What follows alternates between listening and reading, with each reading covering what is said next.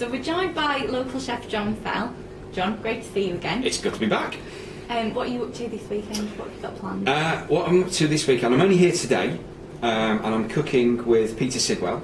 And the reason for that is we've decided, we're mates anyway, and Peter's got a cookery school at Reghead, and he has asked me to do a fish cookery course, because obviously, as most people will know, fish is my gig. I'm into my fish. So he's asked me to do a fish cookery course, and we were on separately, but we decided that we'd do something together, because nobody else is doing anything together. Everybody's on separate. So we thought we'd do something together.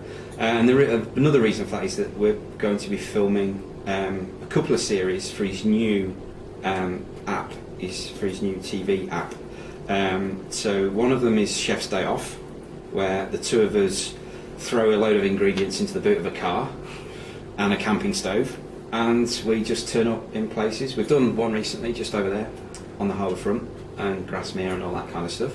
And the next one is it's called Fish and Tips, which is obviously is mine, and that's what I do. So I'm just going to do some fish cookery. So we're just trying to push a few and promote a few things. You see. So it's a self-promotional. It is. Yeah. Well, you see, I'm kind of. If you look at the bill, I'm down there. But you have got your picture on the poster. I do have a picture, which is I'm very grateful for. Although there's one or two people I'm guessing are quite defaced, one or two of them. There's a reason for it. Obviously, we've got something to promote, and we thought we love a laugh as well. I mean, me and Peter get on really, really well. So we thought, well, let's do something together, make the most of it. Yeah. And we've done a few things together. We were at Muncaster, because obviously I work for Muncaster Castle.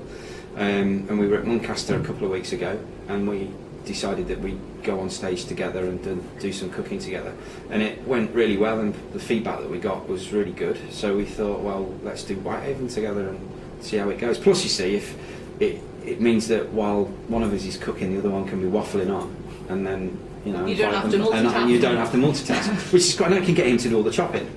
Are you not much of a chopper? Well, yeah, I have to be, but it's always nice when there's somebody else there.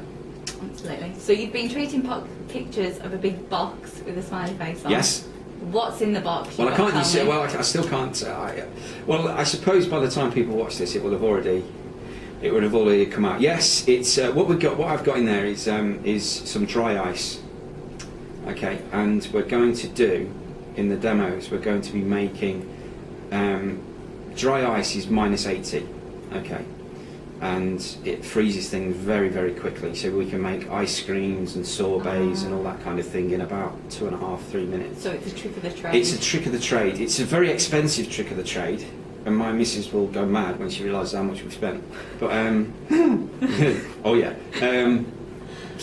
And you have to buy it online. Obviously, you can't just walk into Tesco's and buy this. But we're going to be doing something slightly different with it. We're going to be doing a Whitehaven mojito.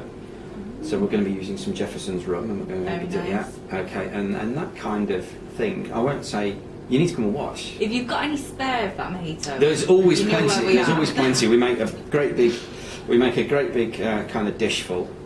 And then just pass loads of spoons around, and people get. So make sure you have something to eat before you come. Yeah, always. Well, it's kind of what we figured was we'd just get people drunk. We get them drunk straight away, and then it doesn't matter after that. Yeah. It doesn't matter then what we cook. So that's why we tried to give you beer when you came in. Yeah, kind of. Yeah. Well, I'm driving later on. You see, something else I'm doing. This is Saturday, isn't it? No, it's Friday. Friday today. I was going to agree with you there. Yeah, and I'm off to Plymouth later on today, which is why I'm not here tomorrow, because I'm doing another 3 demonstrations in Plymouth tomorrow, so I need to head that way later on today, which is why I'm not here tomorrow. So you've crammed a lot into 48 hours, yeah, really? and crammed a lot into the car as well. Yeah.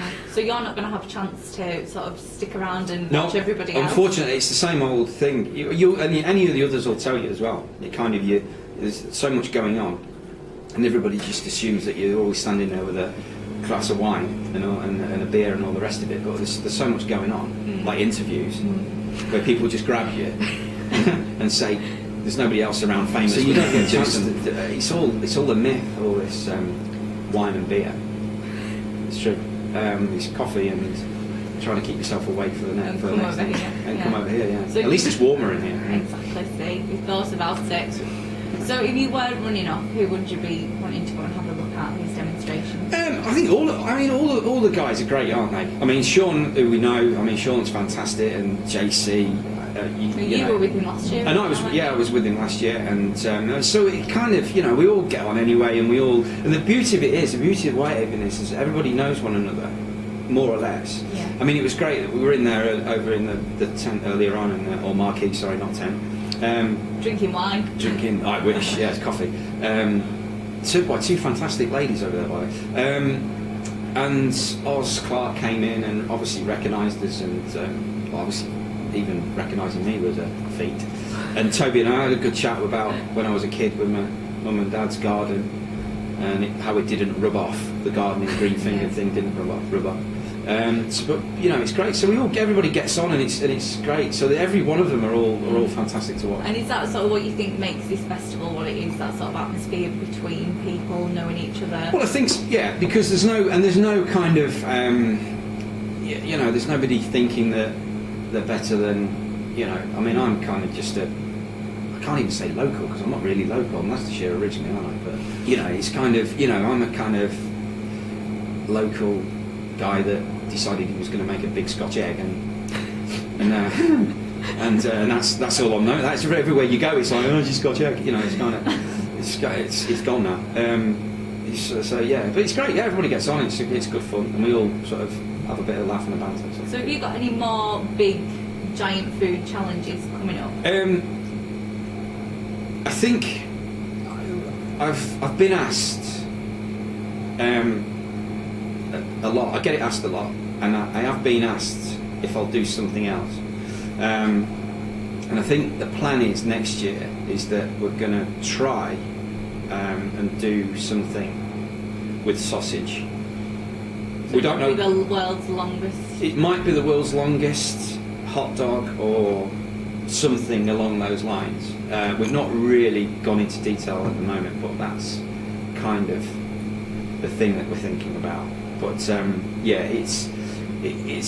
you come up with these ideas, but the problem is it sounds great after you've had a few glasses of wine, but when the reality boils down, it's quite, they're there. That's why they are world records, because if it was easy, everybody would be doing it. And it was the same with this Scotch egg. It sounded great at the time until you actually look at the actual logistics of it, and it then becomes not quite so easy. And I mean, we're pleased that we did it, and we're pleased that we got it and broke the record. In fact, we we absolutely smashed it. But would I do it again? I'd probably do it again. The thing about the Scotch egg record is that it will only ever be beaten by a small amount because just of the sheer just the sheer logistics of it all. And there's that many rules and I could go on for another hour about the rules and regulations. But it would only be. I mean, we actually completely obliterated the old record, which was 6.25 kilos, and ours was just over 11.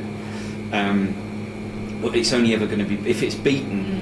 An idiot would want to do it, but if it is ever beaten, it will only ever be by a few ounces or grams, as it is now.